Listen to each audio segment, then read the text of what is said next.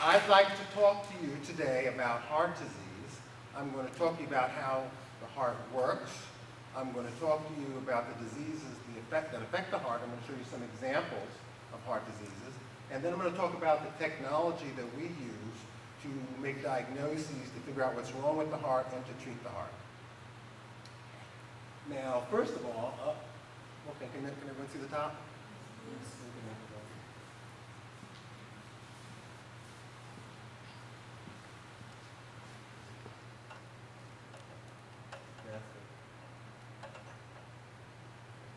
Okay, I'd like this to be an interactive talk, so at any time, if anyone has a question, feel free to raise your hand, like this student is right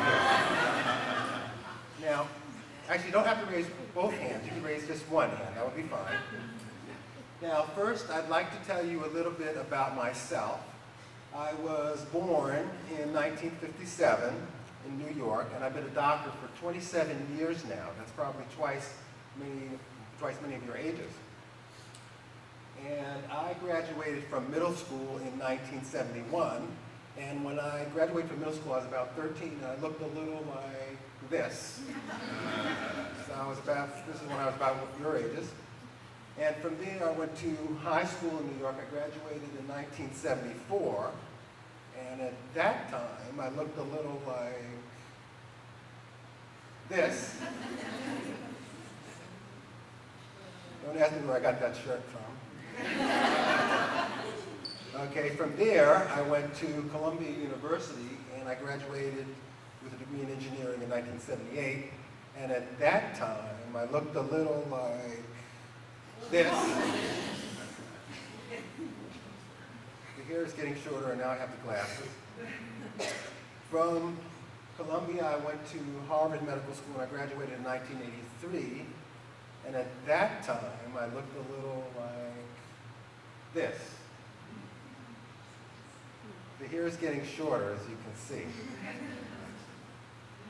I came back to New York and did my training in both medicine and cardiology. And in 1990, I came here to Baltimore. And I've been here in Baltimore since 1990. And I work at Sinai Hospital. I have a teaching appointment at Johns Hopkins. Now, I don't like to brag about myself, but ever since I was a young child, my mother always said that I would be outstanding in my field.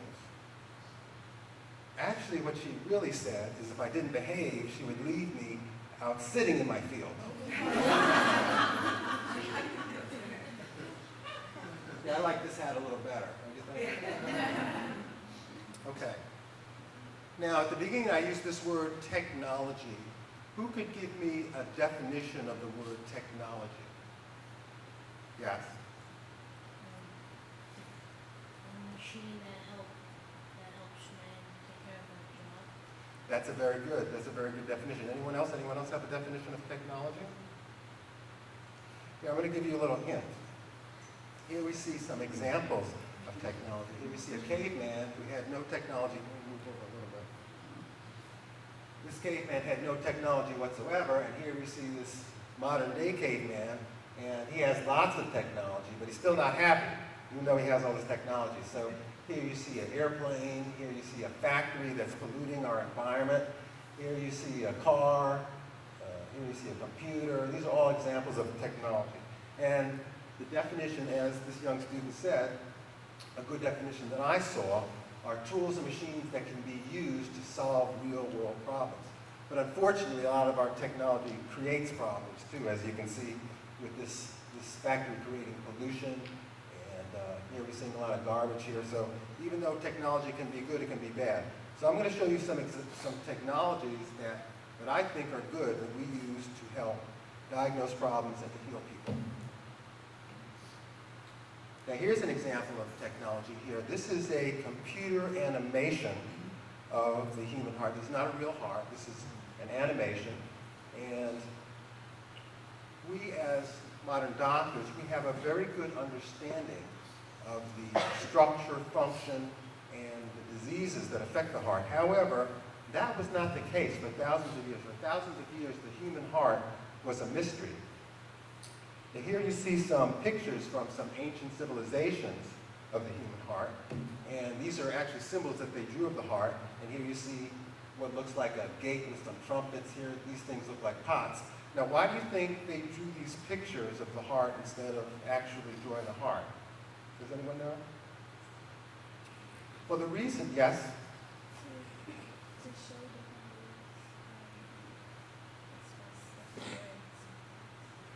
different ways, To show what now? to show different ways that the place is Oh, so they wanted to show different feelings of what they thought the heart should look like. Well, yes? Because their technology was too primitive, so they didn't have a good understanding of what the heart would look like. Well, you're on the right track. The main reason was, for thousands of years, the human body was considered sacred. And it was actually against the law to open up a human body. So they had a very poor understanding of anatomy because they just never looked inside the body. That's the main reason. So that's why they drew these pictures. Another common misconception of the heart for hundreds of years was that the heart had fire inside it. These cultures believed that we had fire inside our body, inside the heart. So you'll see a lot of pictures, a lot of old pictures with the heart with fire coming out of it. Here's a picture of Jesus with fire coming, whoops. Picture of Jesus with fire coming out of his heart. So you see a lot of pictures with fire in the heart. Here's an ancient Japanese picture with fire coming out of the heart. So here, this is fire. I guess this is the stomach where they're cooking the food. So this is a very common belief that there was fire inside our body. Actually, the word hearth for fireplace comes from the heart, because they thought they had fire in it. Another common misconception about the heart for many years was that the heart was the source of all of our human emotions, particularly love. And in fact, they believed that all human thought originated in the heart. Now, it's obvious to us now that we think with our brains, but for hundreds, thousands of years, it was believed that the mind existed in the chest, in the heart. So you'll see these kind of pictures. Well, we know now that the heart is not a furnace. We know that the heart is not the source of our emotions. Even though you still hear people say we love with our heart, it's not true. We love with our mind. But in any case, the heart is a muscle. It's a pump. It's a muscle that squeezes and pumps blood through our body. The heart is connected to a series of pipes. The pipes that bring blood away from the heart are called arteries, and in most anatomical drawings, they're usually colored as red. And then there are a series of pipes that bring blood back to the heart, and those are called veins, and they're usually colored in blue or purple in most drawings. Now, if we were to cut the heart down the middle, we would see that the heart is divided into 4 chambers. And the top part of the heart are called the atria. Here we see the right atrium and the left atrium. The bottom parts of the heart are called the ventricles. And here we see the right ventricle and the left ventricle. The upper and the lower parts of the heart are divided by these trapdoors that are called valves. And they open to let blood into the heart, and then they close to, oh, am I in the way? They close to stop blood from going backwards. Now here you see an animation of the human heart. And this is what happens when blood comes through the heart. So usually blood comes through the heart through the veins. This is the vena cava, which is the large vein of the heart. It enters into the right atrium. The blood then goes through the tricuspid valve into the right ventricle. The right ventricle then squeezes and contracts, the tricuspid valve closes, and simultaneously the aortic valve opens. So blood is squeezed through the pulmonary valve into the pulmonary artery. The blood goes into the lungs and then comes back to the heart through the pulmonary vein into the left atrium. Then blood goes through the mitral valve into the left ventricle. You're probably familiar with a lot of these parts of the heart. The ventricle then squeezes, the mitral valve closes, the aortic valve opens, and blood is pushed through the aortic valve into the aorta and then back out through the body. And this is how blood is circulated inside the heart.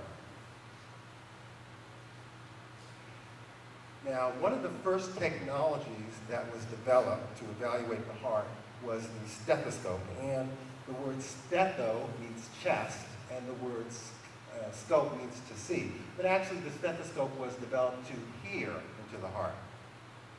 Before the stethoscope was invented, what doctors used to do was actually put their ear on the patient's chest, and then by listening to the heart with their ear on the chest, they would be able to diagnose problems with the heart.